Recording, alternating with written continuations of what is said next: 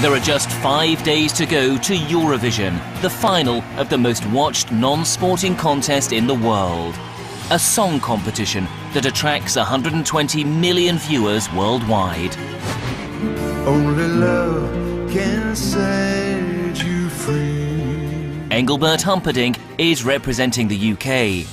But this year, it's in a country which is no ordinary host nation. We're undercover in the former Soviet Republic of Azerbaijan. We're being followed again, and 2 government agents were waiting for us in the hotel foyer this morning. Home to a ruling dynasty accused of exploiting the contest. The president of Azerbaijan, the government of Azerbaijan, is building its propaganda on Eurovision. A country where a Eurovision vote attracts attention from state security. They ask why I voted for Armenia. They took a statement from me and applied some pressure.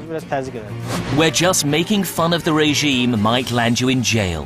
At the end, we were sentenced to 2 and 2.5 years in prison. In fact, if you were marking Azerbaijan's human rights record, you might award Nil point.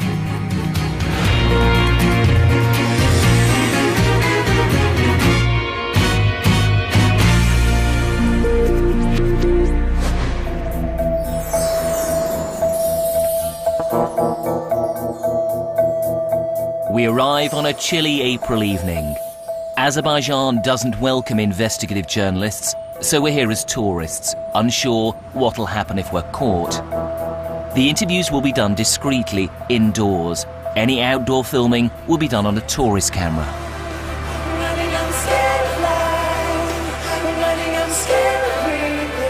This is the song which won them last year's competition, and with it the right to host this year's. Running Scared. Some people in Azerbaijan have been doing just that for years.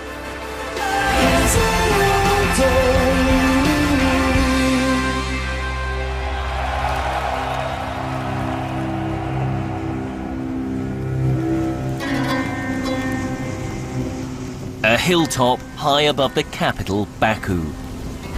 The flame is for the country's war dead.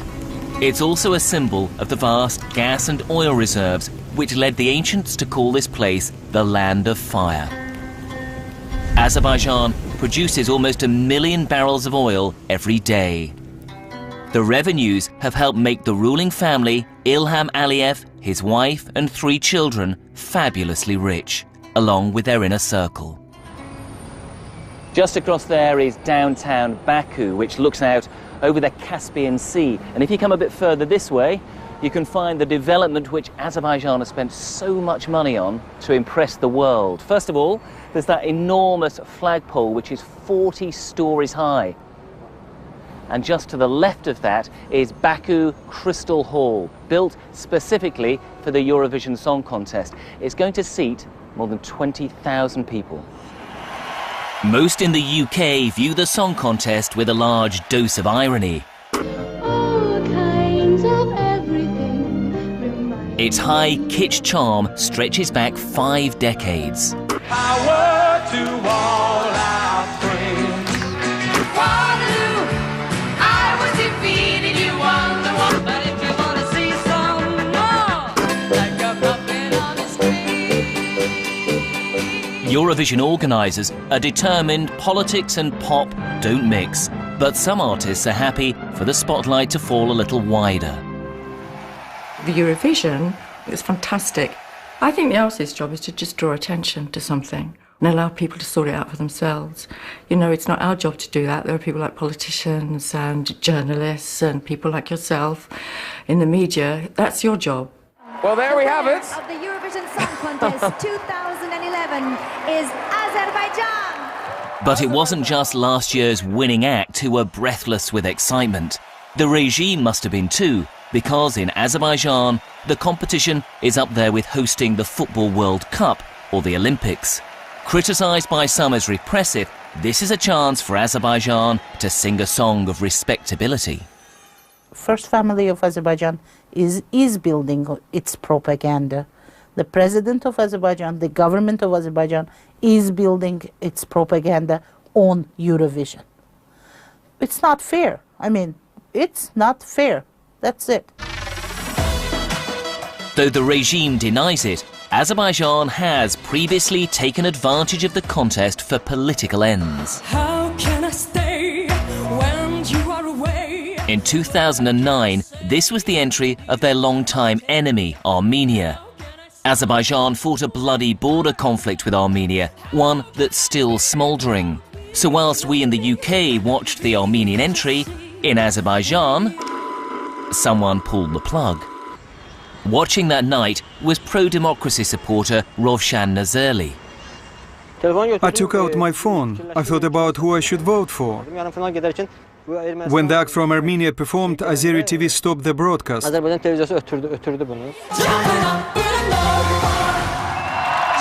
it's time to vote. As a protest, I voted for Armenia. What Rovshan did might not sound like a major political statement, but in Azerbaijan, voting for the enemy, even in a song competition, is a risk. Do you have any sympathy or support for Armenia? Is that why you voted for them? I didn't even hear that song. I have no sympathies. It was just a protest. The lines are now closed. Please don't call. Your vote won't count. Or if you're in Azerbaijan, you might end up in the Ministry of National Security. I didn't want to go at first. They told me your mobile number is a part of a criminal investigation. Some other viewers who voted for Armenia were also questioned. They asked why I voted for Armenia. They took a statement from me and applied some pressure. And were you scared? No, I wasn't scared. We just had an argument. They threatened they were going to hold me there, that they will show me on TV. This year, the Armenians have pulled out, afraid for the safety of their contestants. The people who run Eurovision are based here in Geneva. The European Broadcasting Union sets the rules. Key is that the contest remains apolitical. In 2009, there were a number of people who voted for Armenia who ended up being taken in for questioning. Yes, yeah, it's unacceptable. Absolutely unacceptable. But that shows us, doesn't it, that the Azeri government, the regime there, has politicised this song contest already. And that's what we try to prevent, of course. But yes, it is. They try, actually. But and that's why we have strict rules and we try to prevent it. Driving through the capital, Baku, a big brother figure gazes down.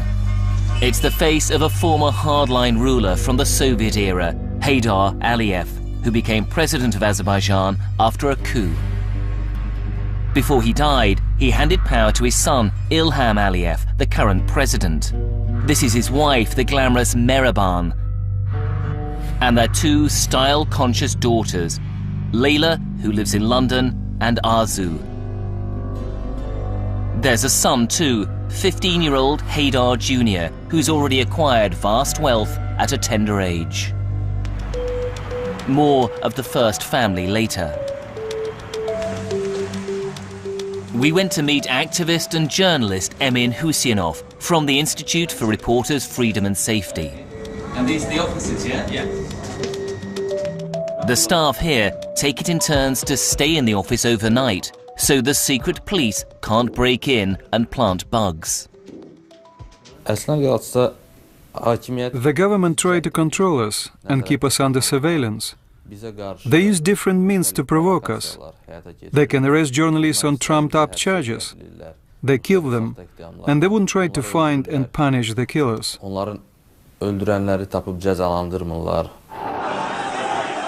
Emin was himself beaten whilst attending these protests during the 2003 presidential election, the one which saw Aliyev come to power.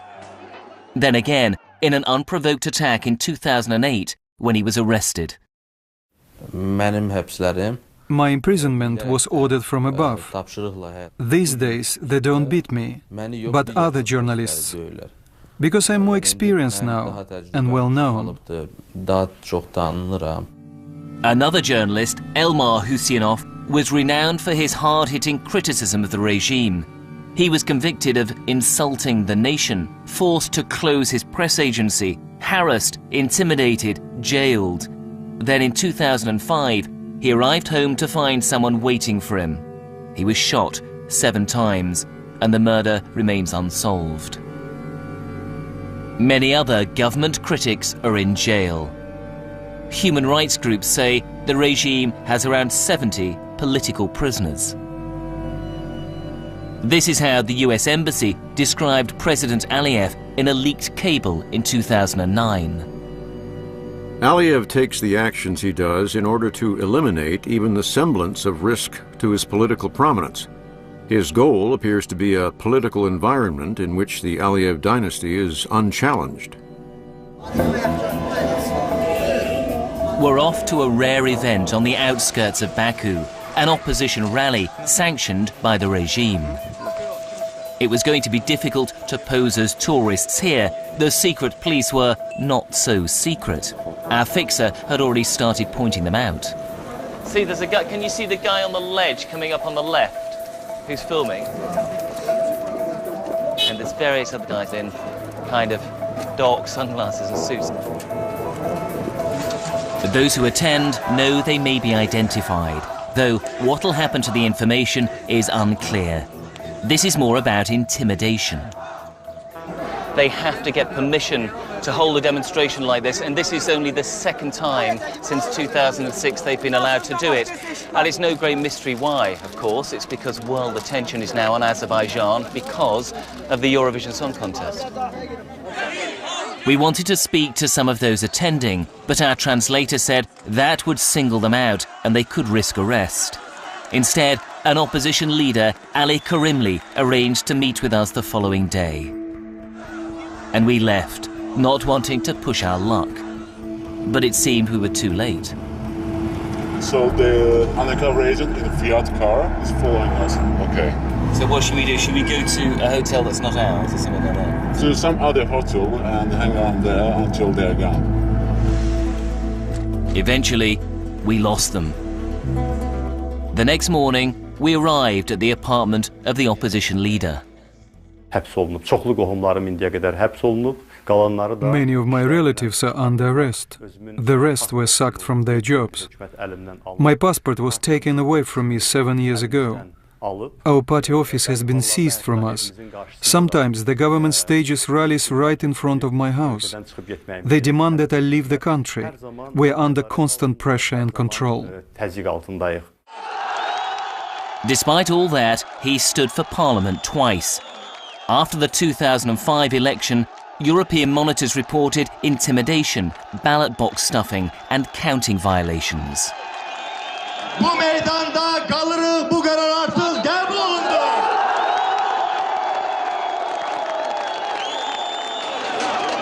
This is how the regime dealt with the peaceful protest that followed.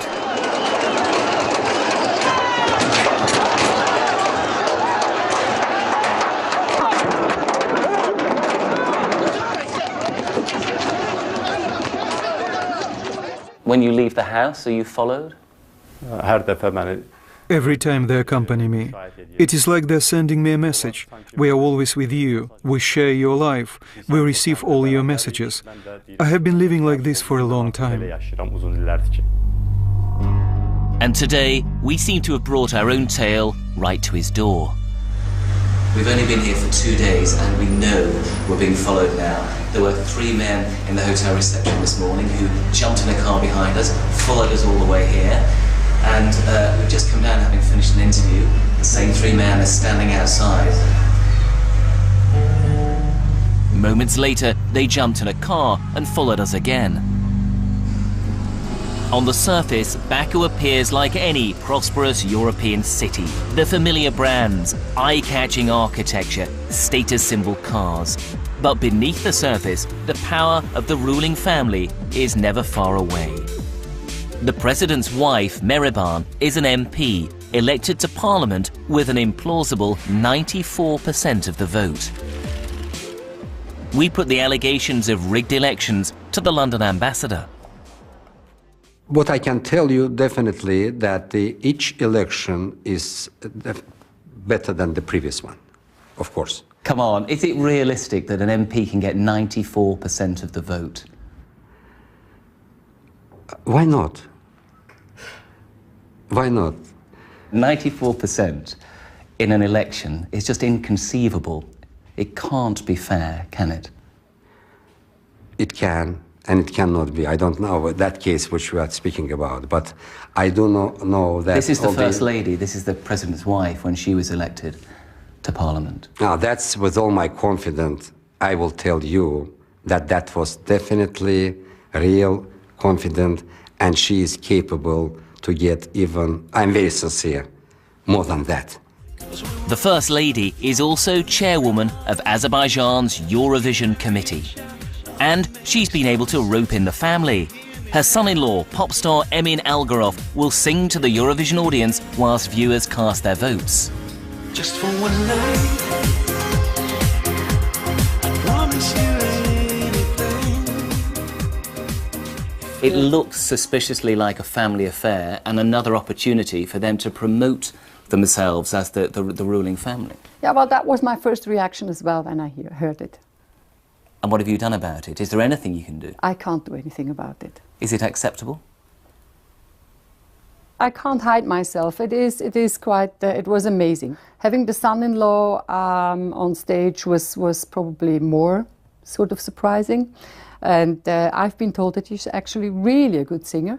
The impression it gives is that them using this, the Eurovision, exploiting it the impression as a platform. is something we would say, ooh, is this really necessary?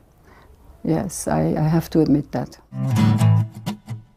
One musician knew he'd never be appearing at the Eurovision. He's in the dangerous game of writing protest songs.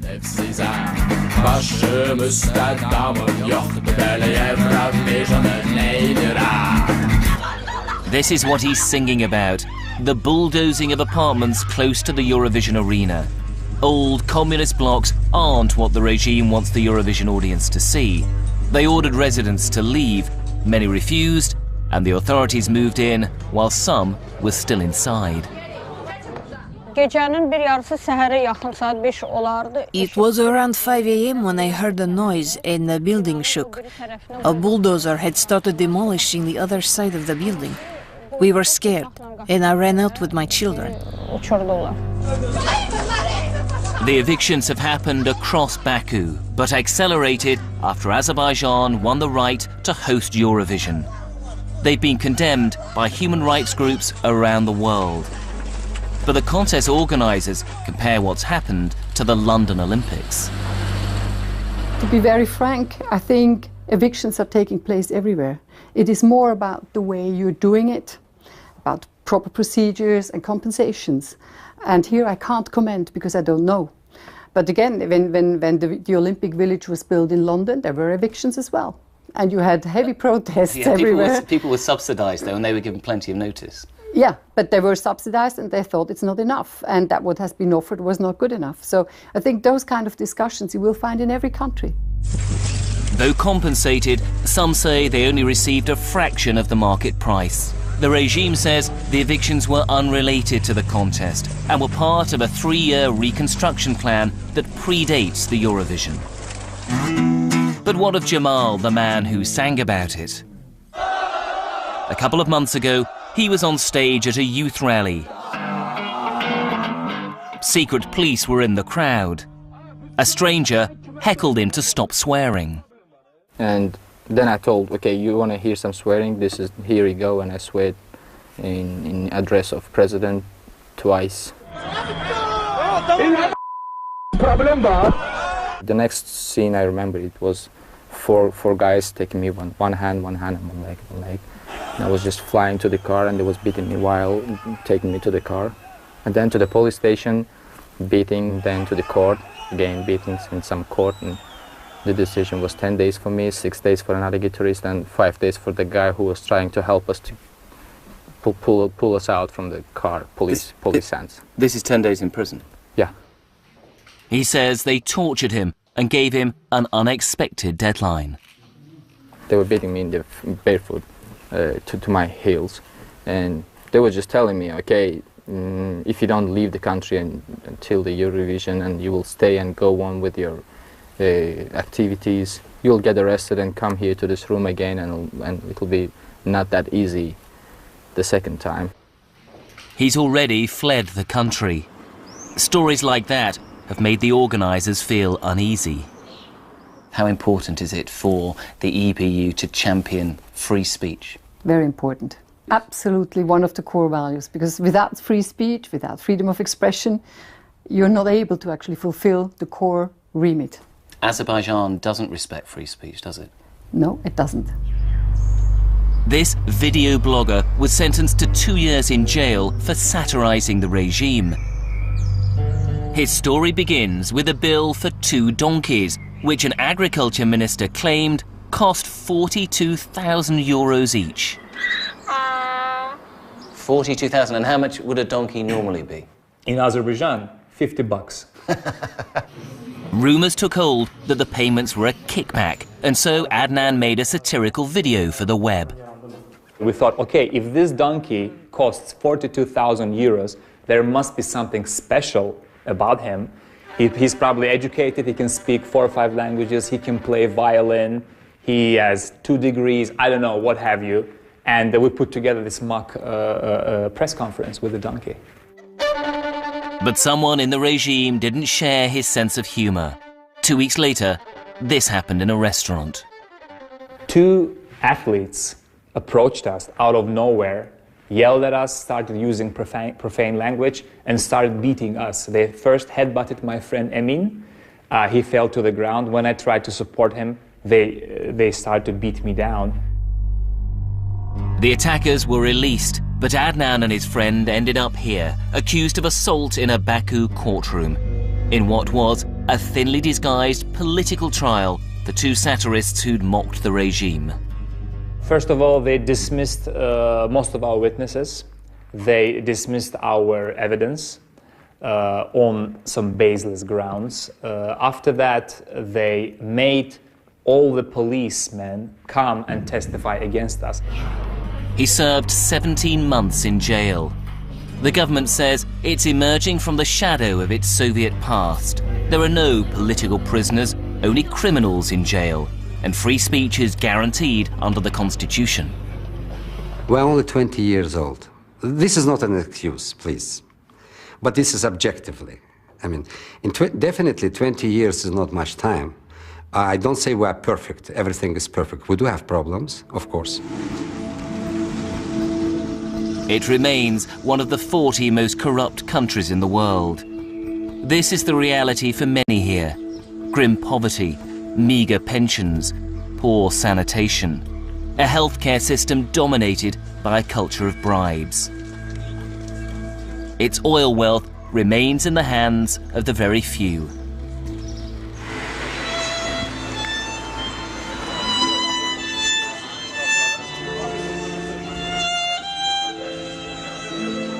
In public places, people refuse to speak to us about the Aliyev regime. But the US Embassy reported this. The Aliyev administration has developed an organized crime image in some quarters, leading some analysts to see Ilham Aliyev at times in a mafia-like role. It is mafia state. And who runs the mafia? I would say it's the President Aliyev and his family.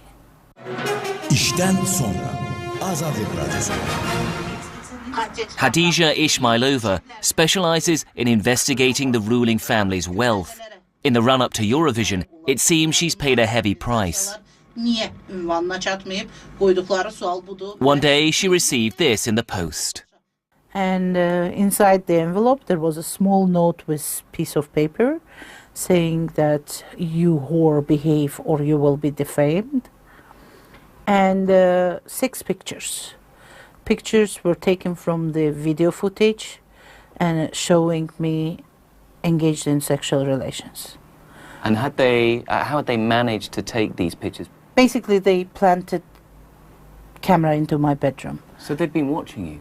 They've been watching me. And waiting for something that they could effectively blackmail you about? Yes, that's what happened. The video was published on a website. By the time she and her friends inspected the flat, the secret cameras had gone. Only drill holes and wiring remained. It was shocking. And I Well, the first thing I discovered that I'm very angry.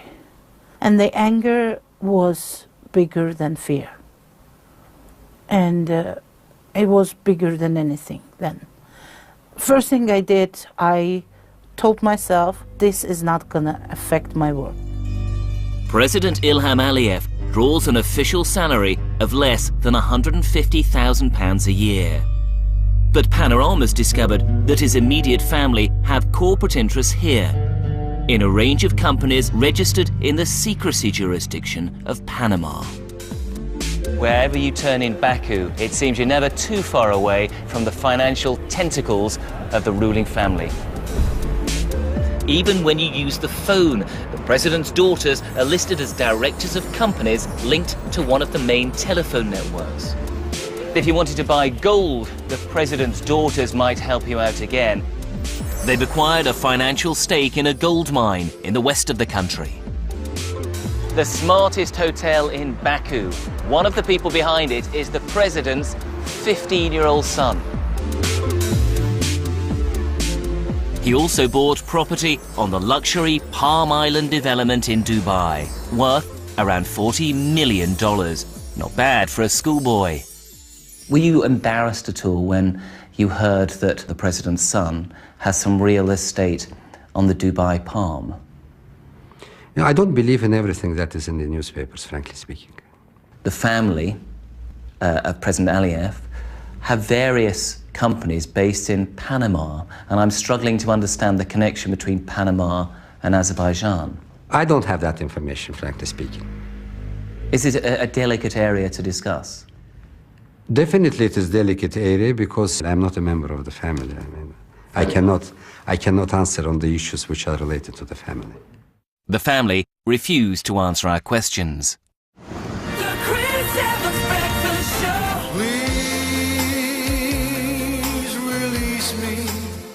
Back here, Engelbert's been on the publicity trail. The BBC invited him to become the face of Eurovision for the UK. We wanted to ask him how he felt about the human rights record in Azerbaijan, but his management seemed keen he shouldn't speak to us. Engelbert, I'm from the BBC and I just wanted to know what it means to you to be representing your country in Azerbaijan. I'm just excited. I love the idea and I'm honoured. And, Good. And we've got a plane to catch. No, I know you have. Yeah. Are you worried at all there's a danger of being seen to endorse the regime? Sorry, come on. No, I'm not worried about anything. As a Eurovision contestant, perhaps you wouldn't expect him to comment on politics. Only love can set you free. The organisers, however, insist they're not endorsing the regime or the way it behaves, just playing by the rules. You will see what's going on in Azerbaijan. And the good thing is you probably do it because there is the Eurovision Song Contest. Otherwise you wouldn't report about it. So that's the good part of the Song Contest. But why are we going with the Song Contest to Azerbaijan? Because it's according to the rules. The Eurovision has, for the moment, allowed us to pull back the curtain on this regime. But the question is, what will happen once the cameras have gone? Next week, just days away from Euro 2012, Chris Rogers reveals shocking evidence of anti-Semitism, racism and attacks on foreigners in Poland and Ukraine.